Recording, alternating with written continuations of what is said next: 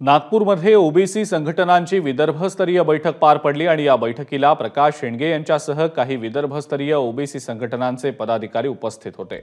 या बैठकीमध्ये विधानसभा निवडणुकीमध्ये 288 जागा लढवणार असल्याचा ठराव मंजूर करण्यात आला आहे। सगळे सोयरे जीआर काढू नये अन्यथा आम्ही रस्त्यावर उतरू असा इशारा प्रकाश शेंडगे यांनी दिलेला आहे। आजच्या बैठकीमध्ये ओबीसीची भविष्यातली जी काही रोडमॅप आहे त्याच्याविषयी चर्चा होऊन यापुढे ह्या ओबीसीच्या आरक्षणाचं संरक्षण करण्यासाठी काही ठराव या ठिकाणी एकमत झालं। जर येत्या निवडणुकीमध्ये विधानसभेमध्ये ओबीसीने पूर्ण ताकदीनिशी ओबीसी बहुजन पार्टीच्या या पक्षाच्या माध्यमातून संपूर्ण महाराष्ट्रभर जे आहे 288 ठिकाणी उमेदवार देऊन ही निवडणूक लढवण्याचा निर्णय जो आहे तो आजच्या बैठकीत झाला।